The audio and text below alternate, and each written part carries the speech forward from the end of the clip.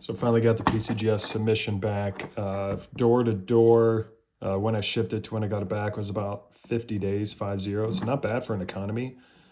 9 of these were graded, and about 28 of them were not. I'm only going to go through the graded ones, in other words, crackouts, on this video. And I admit, I couldn't help myself. I did look at the grades, and a lot of downgrades. And I think it begs the inconsistency of grading. Like, this is why I don't like graded coins, because what happens, and when I looked online and saw the grades and went through all of them and realized that the majority of them were taken down a notch, and it was almost consistently 1 point worse than what I would have guessed on all these coins. And I've graded like 400 coins. I know series well. I'm not a professional grader. I get that. And I'm not saying that these are all incorrectly graded. But what kills me is the inconsistency. That it really, the old adage of, is a grader in a good mood or bad, is a very real phenomenon. Because I've had other submissions that come back almost universally good. And some come back universally bad. And this was definitely that. So to start, this was in a PCGS 64 brown holder, so you can be the judge of it. Really nice. It does have the scratch there. So initially it was in a 64 brown. I don't know if it was 65 caliber netted to 64. That scratch was there, or hit was there while in the previous holder. I make absolute sure if I crack anything out not to mess with the coin. But yeah, this came back 63 brown, so right away 1 for 1 on the downgrades. I'll stick with the Indian sense here, and this beauty, really cool, kind of the wood grain toning. And I originally was working through a toned Indian set collection, but decided to stick with more of the red-brown look. And this one was in a PCGS 64 red-brown holder. So you may not believe me, and I apologize. I don't edit these videos. I just record them and put them out. I crack out so many coins. I don't do a good job of keeping the labels. So I apologize for that. And I have no reason to lie. This video is actually a PSA for my future self not to spend money at PCGS because it's a waste. But the problem is nobody buys raw coins anymore, so you have to grade them if you want to sell them. So here we stand. But in any case, this was a 64 red-brown holder, dropped to questionable color. So yes, one PCGS grader said it was legit, the other did not, over the course of that coin. Oh, this was a fun one. And I'm going to get, at the end of the video, explain why in a weird way, other than the questionable color one, they may have actually done me a favor downgrading all these. I'll explain later. So this one was an NGC 64 Buffalo nickel. And I collect a lot of Type 1 Buffaloes. I would be curious what you guess the grade is. I thought this had a fighting chance to get in a 65 holder. And some nice color to it, decent luster. I've definitely seen better luster on these. But it went from an NGC 64 holder to a 62. So, yeah. Why I think, and I'll kind of jump to the result, why I think PCGS actually did me a favor on this one is I can't figure out how in the world this would be called a 62. So maybe this is a decent shot at a gold sticker. So, you know, gold stickers trade for multiples of what it should be. Who knows?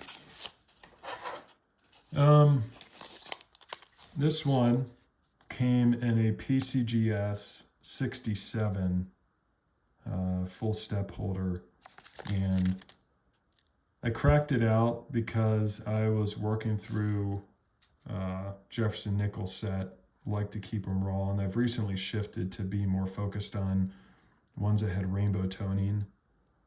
So I thought, man, this coin is an absolute stunner. Maybe it'll get back in a 67 holder, and they said, no way, 66.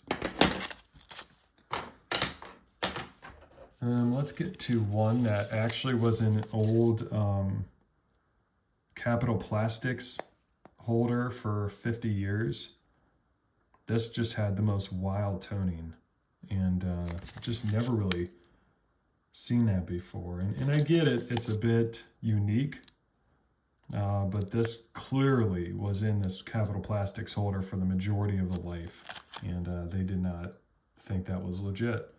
I don't even know how anybody can manipulate this toning. That's just so wild.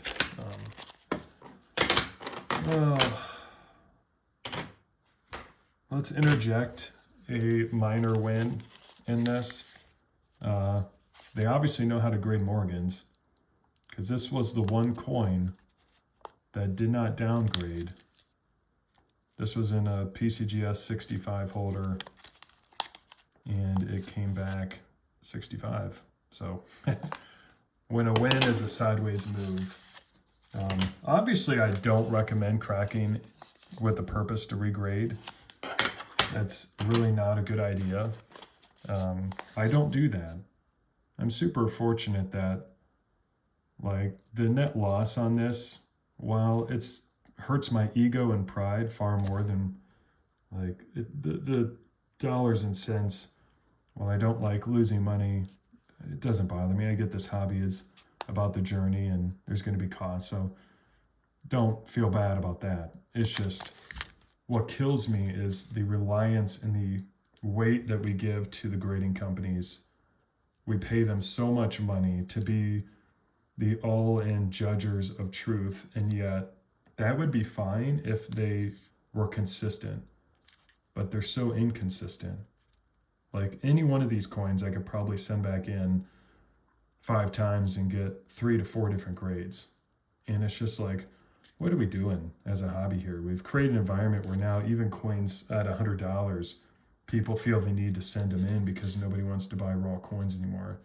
And it created an environment where so many coins were graded that everybody's skeptical of raw coins, because why would you not grade a coin? But you're paying $28, $30, $40 per coin. It just doesn't make sense. But so this grant was, sorry, hold on, it's on the other page.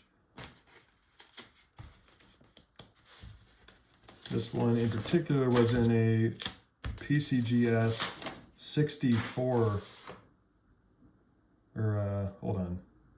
Oh yeah, it was a 64 holder, an old green holder. And I don't know commemoratives that well, but I just really love the kind of original toning, and 64 down to 63. This, I think, has a real fighting chance of certainly CAC. I mean, every one of these will probably CAC in their downgraded state, but hell, maybe even gold kicker sticker. So, oh, the Iowa. So this was an NGC 66 holder, and super nice.